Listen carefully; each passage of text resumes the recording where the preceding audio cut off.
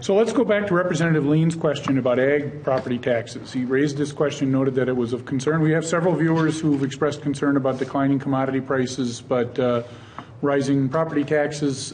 Is this a subject that the legislature deals with? I should say this is normally a bonding year. Normally you wouldn't see a lot of legislative action on some of these issues, but nonetheless, we're here. Let's talk about it. Who wants to take a run at that? Well, I think we have to remember that we did not pass a tax bill last year.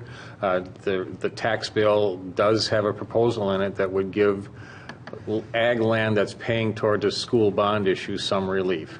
So if your farm is paying towards a building bond for your local school, this phrase or proposition in the tax bill would give you some relief coming from the state. The good thing about that is it doesn't just push that burden off to other taxpayers in the property district, which would be your homeowners and business owners. This is actually dollars coming from the state to actually kind of buy down the property tax burden for ag land that's paying toward a school bond issue. I think it's a good proposal. It's not cheap, but it would give some relief to ag land. At the same time, some of our districts are very dependent on ag land because they don't have a lot of other property tax base in the districts. So you really can't eliminate farmland from helping to build school buildings, but this would give them some relief, and I like the proposal. Senator Eakin, any thoughts? Well, I agree with that, and actually I have a bill in for taking all of ag land off of bond issues, which would cost about $100 million to the state, but it would be the state that would pick it up, and I think it should be the state. As you said, there's not a lot of other property tax base in some of these rural communities, and I think that we should be reducing property taxes generally. So anything that we can do, I think that takes some of the funding burdens off of the property tax, I think is a good thing. And so on the bond issue, and I know you have in the House, there was one that passed that was for half of that, so it'd be about a $50 million price tag on that to take half of the burden off of the ag lands, just placing that burden for bond issues on the house garage in 1 acre. I also think that we do need to try to bring property taxes in line with what kind of income is being generated from the land.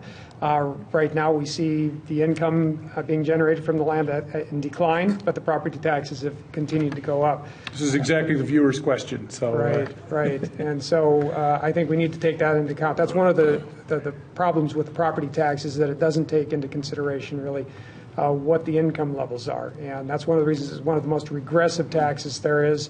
And it does hit people in greater Minnesota much harder. So I would prefer shifting more of the burden to the state and having the state pick up more of the burden of funding things like the bond issues and education generally, as well as some of the other things. We did set up in this state a statewide funding system mechanism. Going back to the 70s, it was known as the Minnesota Miracle, when we shifted more of the funding for education onto the state to ensure that no matter where you live in the state, whether it's a property-rich metro area or if it's a property-poor, remote, rural area of the state, you still get good quality education for your children at an affordable price. Senator Westrom, your thoughts? Well, it is notable we didn't pass a tax bill last year, so I think there will be a tax bill, even though it's a shorter session. Typically not always a year that we pass a tax bill, and a tax bill not meaning new taxes, but a tax relief, tax changes that need to go on. And, you know, I guess I'd agree with a lot of what was said.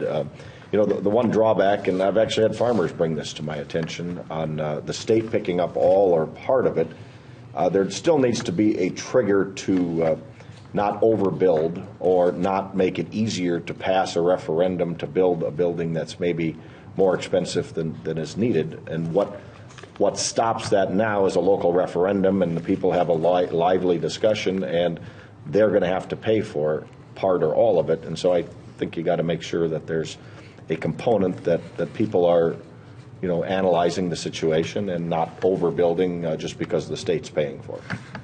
Very quickly. Yeah, and that is a good point, Senator Westrom, that we do have to be keeping an eye on, you know, if the state's going to be helping out school districts, that the districts aren't going out and overbuilding. I just wanted to make one quick point that a bill that I carried in the House and Senator Skoye carried in the Senate to set up a study that would take a look at the assessment system for ag property taxes in Minnesota, moving it, you know, how it would work, moving it from the market-based system we have now to an income or a production-based system of assessment. So that is in the Senate Tax Bill and Conference Committee now.